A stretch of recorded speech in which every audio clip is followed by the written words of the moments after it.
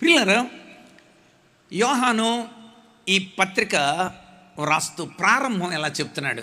నేనేదో స్టోరీ చెప్పట్లేదు. నేను ఎక్కడో అనగనగంటే తెలుసు కదా, మా ముత్తాత అనగా, మళ్ళీ మా తాత అనగా, మా నాన్న అనగా, నేను అంటున్నాను.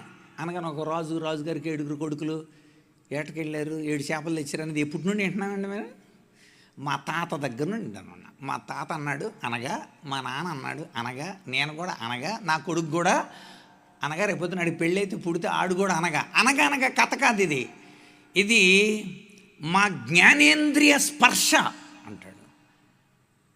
పెర్సెప్షన్ అని ఉంటుంది సైకాలజీలో. పెర్సెప్షన్ అంటే అర్థం ఏంటంటే, మా కళ్ళకు తెలుసు ఇప్పుడు మేము చెప్పేది, మా చెవులకు తెలుసు, మా చర్మానికి తెలుసు, మా జ్ఞానేంద్రియాలన్నిటికీ తెలుసు. అది చెప్తున్నాడు. అది చెప్తున్నా మీకు నేను. కనుక ఎంత నమ్మదగిందో చెప్పడానికి మొట్టమొదటి వచనం. అసలు దేవుణ్ణి గురించిన విషయం నువ్వు ఖచ్చితంగా నమ్మలరా. ఎందుకో తెలుసా? ఇది మా జ్ఞానేంద్రియ స్పర్శ.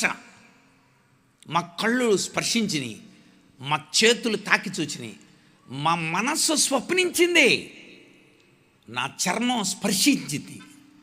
ఆయన ఆత్మ అనుభవం మాకు తెలుసు, ఆయన రక్తం అనుభవం మాకు తెలుసు, ఆయన వాక్కు అనుభవం మాకు తెలుసు.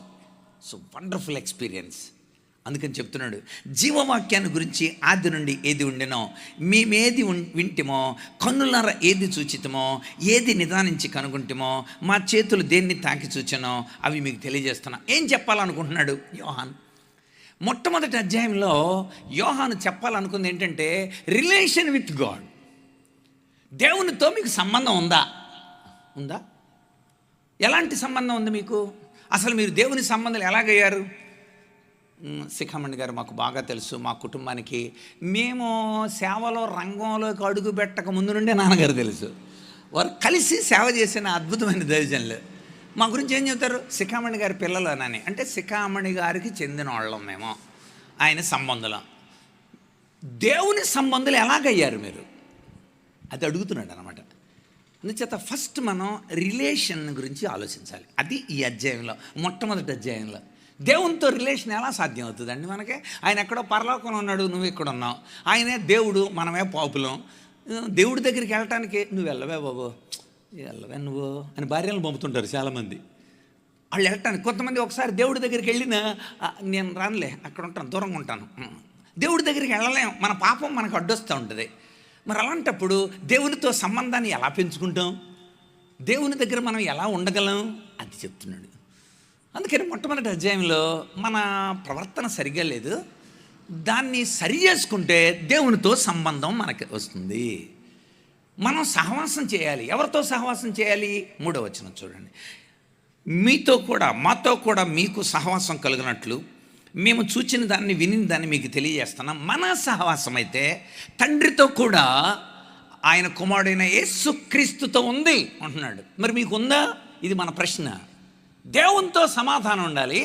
దేవుడు పంపించిన ఆయన కుమారుడైన యేసుక్రీస్తుతో మనకి సహవాసం ఉండాలి. ఫెలోషిప్, కొయినోనియా, ఆయనతో మనం ఆయనతో కలిసి ఉండే ఒక అద్భుతమైన స్థితి ఎలా ఉంటుందండి? అసలు ఎలా సాధ్యం అవుద్దండి? దేవుడే వెలుగా, మనమే చీకట. వెలుగు చీకటి కలిసి ఉంటాయా? కలిసి నడుస్తాయా? నడవవు కదా. వెలుగు చీకటి ఎలాగా అంటే, మనము వెలిగింపబడాలి. దేవుడు వెలుగై ఉన్నాడు. దేవుడు అంటేనే వెలుగు. వెలుగై ఉన్న దేవుడు మన జీవితాలను వెలిగించి తనతో పాటు ఉంచుకోవాలని అనుకుంటున్నాడు. అప్పుడే ఆయనతో ఉండగలం, అంతే. లేకపోతే ఉండే అవకాశం లేదు. ఎలా ఉంటామండి మనం? అసలు దేవుడి దగ్గరికే వెళ్ళడానికి యోగ్యులం కాదు. మన మనస్సు నొచ్చుకుంటూ ఉంటుంది. యోహాను 3వ అధ్యాయం 19వ వచనంలో ఇలా వ్రాయబడింది. యోహాను సువార్త 3:19. ఆ తీర్పు ఇదే: లోకంలోనికి వెలుగు వచ్చేసింది కానీ తమ క్రియలు చెడ్డవైనందున వాళ్ళు వెలుగును ప్రేమించక చీకటినే ప్రేమిస్తున్నారు. మన లోపల చీకటి ఉంది, బయట చీకటి కాదండి, లోపల చీకటి. అందుచేత లోపల ఉన్న ఈ చీకటిని బట్టి మన దేవుడి దగ్గరికి చేరలేం.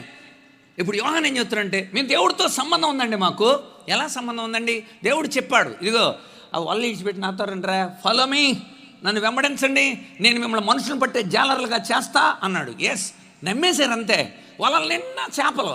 అదే నేనైతే అని ఉండేవాడిని, ప్రభు కొంచెం చేపలు కొంచెం అమ్ముకుని వస్తాను నేను, ఒక్కొక్క వల 12,000 ప్రభు, వల లీజు కన్నా ఇచ్చొస్తాను నేను అని ఉండేవాడిని. ఏం లేదు సార్, ఆ చేపల కంటే ఆ వలల కంటే మనల్ని ప్రేమించి వచ్చిన దేవుడే గొప్పోడు, అధికుడు, ఉన్నతుడు అని వదిలేసి వచ్చేసారు అంతే. అసలు ఎంత సమర్పణ ఉంది వాళ్ళలో. ఎస్, అలా వచ్చేసిన వాళ్ళం మేము, ఆయనతోనే ఉంటున్నాం మేము, ఆయనతోనే సహవాసం చేస్తున్నాం మేము.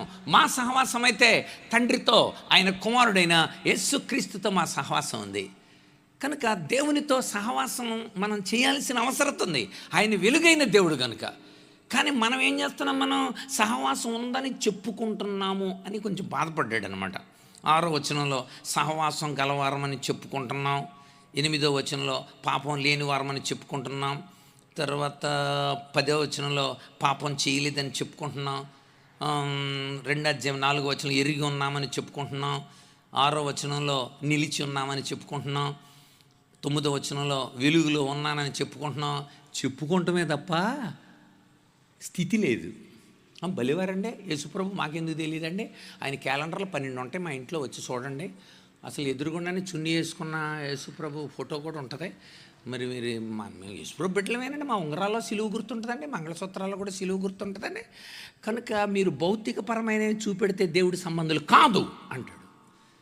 భౌతిక పరంగా చూపిస్తేనే మీరు దేవుని సంబంధాలు ఎలాగవుతారు? నేను శిఖామణి గారు కొడుకుని అని ఎవడన్నా బోర్డు పెట్టుకొని వెళ్తే శిఖామణి గారు కొడుకు అవుతాడా? మనలో అనమాట.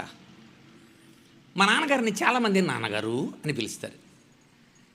నాన్నగారు అని పిలిచేది గౌరవార్థమైన పిలిపే తప్ప రక్త సంబంధం కాదు. నేను నాన్నగారు అని పిలిచాను అనుకోండి, అది రక్త సంబంధం. పరలోకమందున మా తండ్రి అని ప్రపంచంలో వాళ్ళందరూ పిలిచేస్తే ఆయన తండ్రి ఎలాగవుతాడు? ప్రభు అవుతాడు, ప్రభు అవుతాడు, రాజు అవుతాడు. కానీ తండ్రి అని పిలవాలంటే దమ్ముండాలి.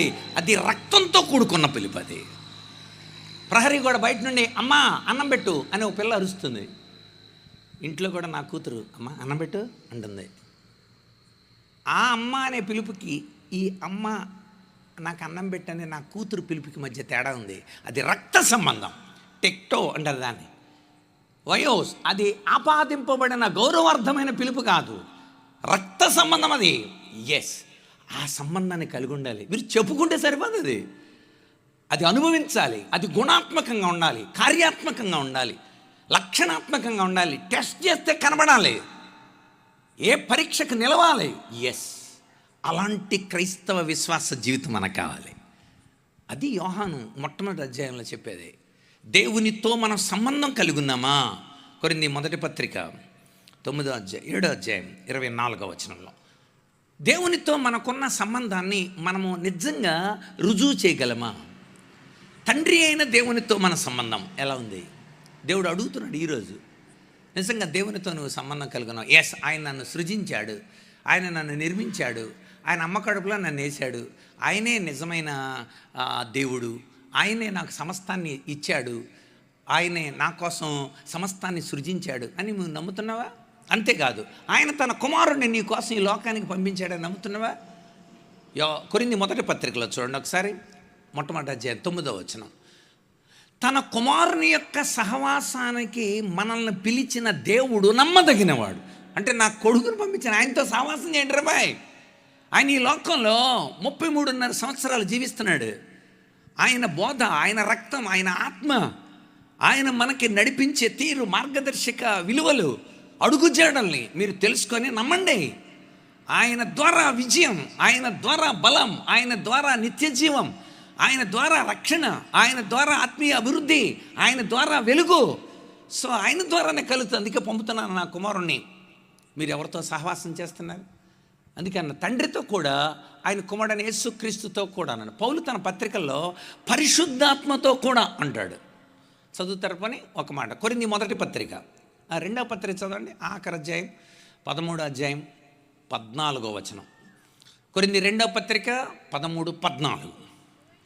ప్రభువైన యేసుక్రీస్తు యొక్క కృప, దేవుని ప్రేమ, పరిశుద్ధాత్మ సహవాసం, తండ్రితో సహవాసం, కుమారుడైన యేసుక్రీస్తుతో సహవాసం, ఆయన మనలో ఉంచిన పరిశుద్ధాత్మతో సహవాసం. దేవునితో మీరు సంబంధాన్ని కలిగి ఉన్నారు అని అనడానికి నిజమైన రుజువు మనలో చూపిస్తాడు. ఎలా సంబంధం కలిగి ఉన్నారు, ఎలా కలిగి ఉండాలో చెప్పాడు అక్కడ. ఏంటంటే మనం చెప్పుకోవటం కాదు నాన్న, మన పాపాలను ఒప్పుకోవటం నేర్చుకోవాలి. మేము దేవుని బిడ్డలమే అని చెబుతూ పందులు తినే పొట్టు దగ్గర ఉండకూడదు. దేవుని బిడ్డలమే అని చెప్పుకుంటూ చీకట్లో నడవకూడదు. మనం దేవుని బిడ్డలమే అని చెప్పుకుంటూ దేవునికి వ్యతిరేకంగా బ్రతకూడదు. ఆయన స్వరూపం మనలో కనిపించాలి. చెప్పుకోవటం కాదు నాన్న, నీ పాపాలు ఒప్పుకొని ఆయన ద్వారా నువ్వు బిడ్డవ్వాలి. అది చెప్పేది. అందుకని అక్కడ ఏమన్నాడు? 7వ వచనం నుండి, ఇక్కడే యోహాను మొదటి పత్రిక 1:7 నుండి, ఆయన వెలుగులో నడిచిన ప్రకారం మనం కూడా వెలుగులో నడిచిన యెడల మనం అన్యోన్య సహవాసం కలిగిన వారమై ఉందమో అప్పుడు ఆయన కుమారుడైన యేసు రక్తం ప్రతి పాపం నుండి మనలను పవిత్రులుగా చేయను. మనము పాపము లేని వారమని చెప్పుకునే యెడల మనల్ని మనమే మోసపుచ్చుకుందాము, మరియు మనలో సత్యం ఉండదు. 9వ వచనం, మన పాపములను మనం ఒప్పుకొని యెడల ఆయన నమ్మదగిన వాడు, నీతిమంతుడు గనుక ఆయన మన పాపాలు క్షమించి సమస్త దుర్నీతి నుండి మనలను పవిత్రులుగా చేయను. ఆమేన్.